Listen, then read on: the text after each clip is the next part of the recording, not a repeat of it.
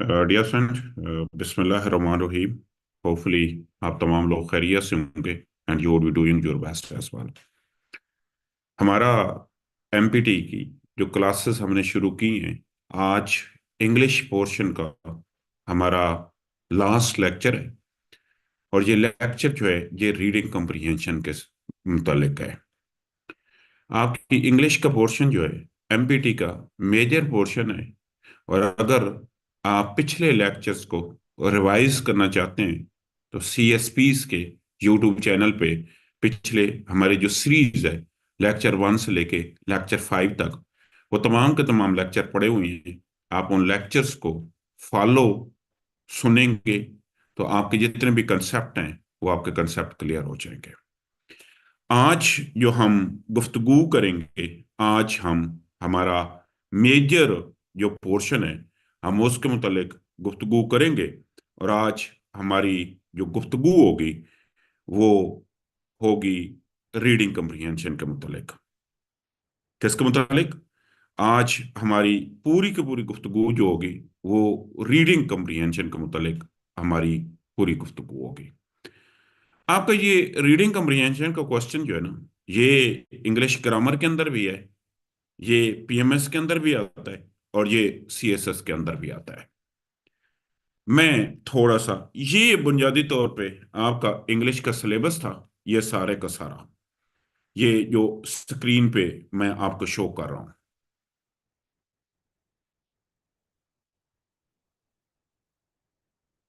मुझे एक मिनट दें। मैं ये सारे का सारा सिलेबस जो है ये आपकी स्क्रीन पे शो कर रहा हूं। ये सिलेबस है आपका। पिछले हमारे जितने भी लेक्चर हैं उन पे हमने बड़ी एक लंबी डिटेल डिस्कशन की है। आज हम जो गुफ्तगू करेंगे वो रीडिंग कम्प्रीहेंशन के मुतालिक गुफ्तगू करेंगे। ये सेक्शन जो है ये 5 मार्क्स का सेक्शन है और नाम क्या है? Reading comprehension. अब सबसे पहले हम देखते हैं कि ये क्वेश्चन किस शेप में आता है कि one unseen passage would be given with a limited reading time and the question will be added at the end to be answers। और हर क्वेश्चन की 4 ऑप्शन आपके एमपीटी के पेपर में होंगे। The passage for comprehension shall be Fairlie technical. ये आसान नहीं होगा, ये काफी हद तक टेक्निकल होगा। Usually, this passage would be selected from reading on economics, sociology, political science, psychology, philosophy, English literature, international relation, or from environmental science. The basic purpose of this question is two. पहला इसका जो basic purpose है कि आपका जो examiner है वो आपकी 2 एबिलिटीज को चेक करता है जो main English grammar and composition का पेपर होता है। लेकिन एमबीटी के पेपर में they are only interested in one art, in one skill, and that is the skill of comprehension. Comprehension का क्या मतलब होता है? कंप्रीहेंशन का मतलब ये होता है कि एक इंग्लिश लैंग्वेज के अंदर पैसेज आएगा, एंड पे क्वेश्चन होंगे और बुनियादी तौर पे आपका एग्जामिनर जो है ना वो इस चीज में इंटरेस्टेड है कि आया ये जो इंग्लिश लिखी हुई है आपने इसको कंप्रीहेंड किया भी है या नहीं। हमारे मुल्क के अंदर हमारी सरकारी जुबान या ऑफिशियल लैंग्वेज जो है वो इंग्लिश है। इस वजह से मुल्क के फ्यूचर पॉलिसी मेकर जो हैं उसके लिए ये चीज इंश्योर होनी चाहिए कि आया वो इस स्किल के अंदर बेहतर हैं या नहीं। ये ना हो कि जब आप फ्यूचर के पॉलिसी मेकर हों या पॉलिसी एग्जीक्यूटर हों कि आप इस जुबान के अंदर करस्पॉन्ड ना कर सकें। कंप्रीहेंशन मतलब क्या है? कंप्रीहेंशन बेहतर करने के लिए चंद चीजों की बहुत अशद जरूरी होती है। सबसे पहली चीज जो जरूरी है वो ये है कि इंग्लिश लैंग्वेज की आपकी इनफ वोकैबुलरी होनी चाहिए। खुदा न खास्ता अगर आपको किसी लफ्ज की समझ नहीं आ रही है ना, आप उस लफ्ज को अनअटेंडेड नहीं छोड़ेंगे, बल्कि रेफरेंस टू कंटेक्स्ट आप उसको कोई ना कोई मीनिंग देंगे। दूसरी बात जरूरी ये है कि आपको बेसिक सब्जेक्ट जो है ना, उनकी बेसिक स्कूल ऑफ थॉट्स का पता होना चाहिए। अब देखें ना, आपको आईआर का पेपर आ गया, अगर आपको रियलिज्म, क्लासिज्म, न्यू रियलिज्म, इन तमाम चीजों को पता होगा, तो शायद आप वो जो पैसेज होगा उसको बहुत बेहतर तरीके से समझेंगे। और अगर इंग्लिश लिटरेचर से आ गए, अगर आपको पता है कि आर्ट फॉर आर्ट क्या होती है, आर्ट फॉर लिटरेचर क्या होता है, तो शायद इसको समझना आपके लिए बहुत आसान होगा। सो इसके लिए जरूरी है कि मैंने जितने भी पीछे सब्जेक्ट बताए हैं, ये इंटरनेट पे इनके स्कूल ऑफ थॉट्स पढ़ लें। हर सब्जेक्ट जो होता है उसके 2 से 3 थॉट्स होते हैं, स्कूल ऑफ थॉट्स होते हैं। तीसरी चीज जो जरूरी है वो ये है कि आपको ग्रामर और एक्सप्रेशन पे बहुत कमांड हासिल होनी चाहिए। ग्रामर में यूजुअली मैं हमेशा एक एडवाइस स्टूडेंट करता हूँ कि आपको ना पंक्चुएशन पे बड़ा अबूर हासिल होना चाहिए, क्योंकि सेमी कॉलन का और मतलब होता है, कामा का और मतलब होता है।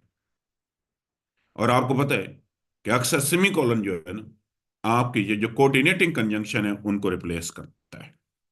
आप हमेशा आपके डिस्कोर्स मार्कर जो है उनको जरूर फॉलो करें, क्योंकि जब भी एग्जामिनर एक नई बात करेगा, वो हमेशा एक डिस्कोर्स मार्कर देगा, जैसे कि further more more over. For example अगर वो ऑन द अदर हैंड लिख देते हैं, तो आपको पता चल जाएगा कि ये पिछली बात के अगेंस्ट जा रहा है। वो इन एडिशन लिख देता है, तो आपको पता चल जाएगा कि उसी के सीक्वेंस में बात हो रही है।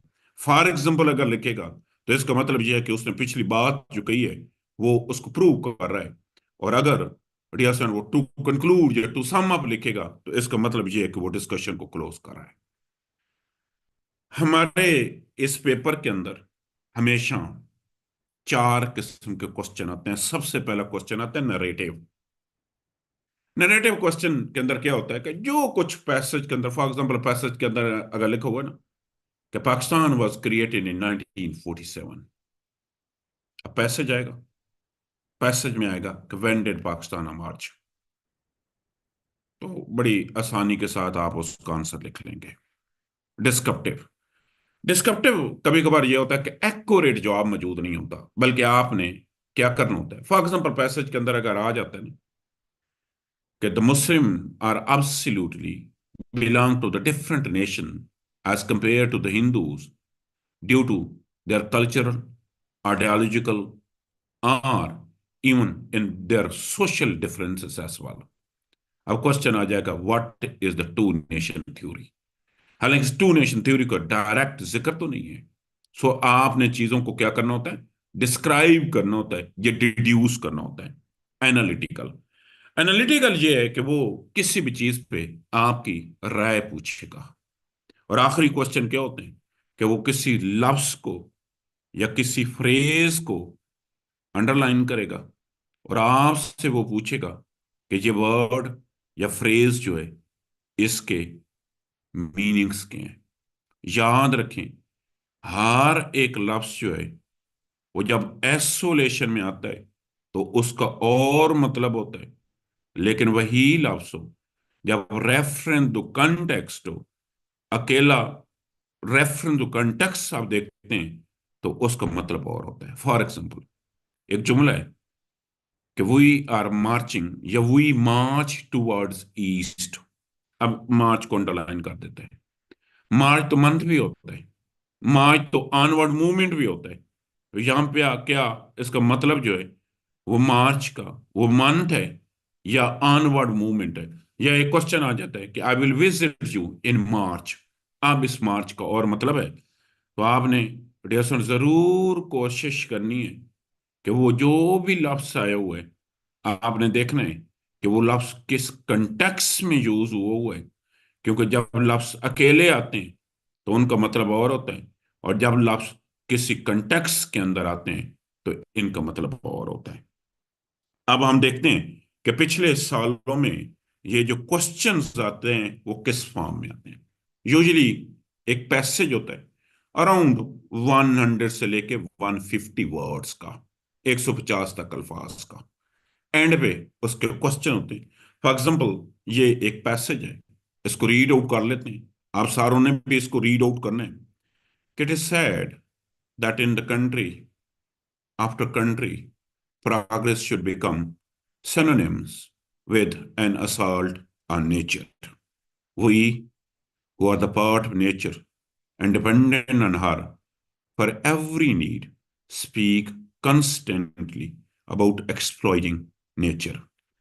When the highest mountain in the world was climbed in 1953, Jawaharlal Nehru objected to the phrase conquest of Everest, which he thought was arrogant. Is it surprising that this lack of considerations and constant need to prove one's superiority should be projected to our treatment and our fellow man?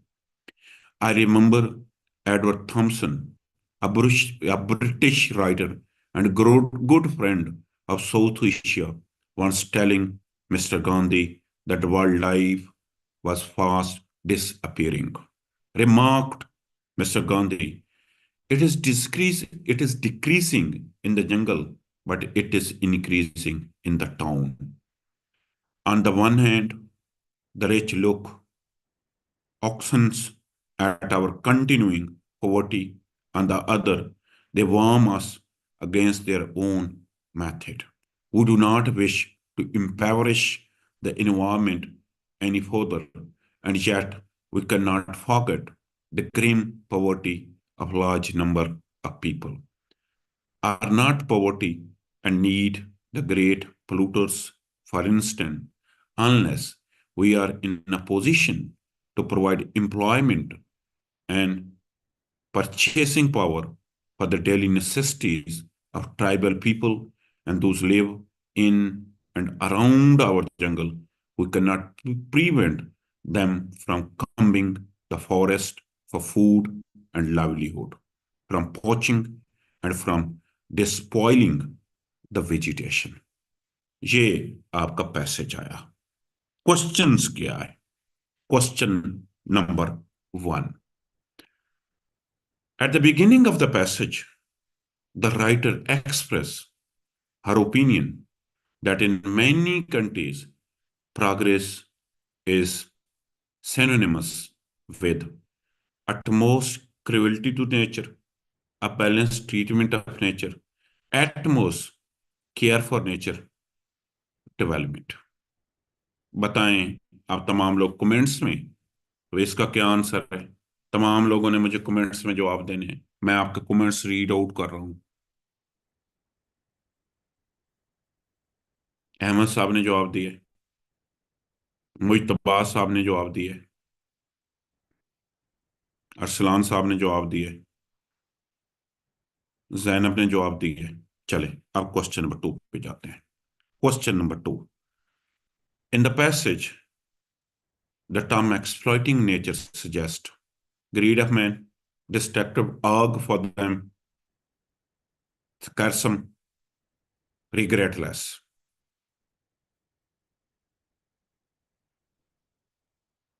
Sarcasm or regardless. बताएं जी क्या answer है तमाम लोग? Question number 3. Nehru objected to the phrase conquest of Everest since Everest is unconquerable. It depicts Everest as a victim. It sounds pompous and boastful. It carries a warlike connotation. जी तमाम लोग मुझे इस question का answer दें। तमाम लोग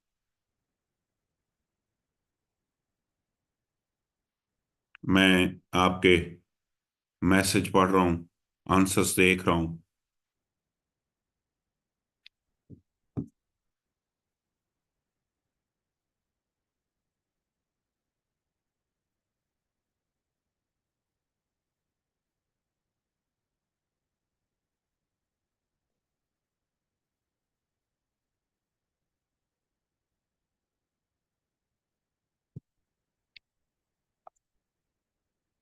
जी, सना ने जवाब दिए, नौमान ने जवाब दिए, याह्या खान ने जवाब दिए।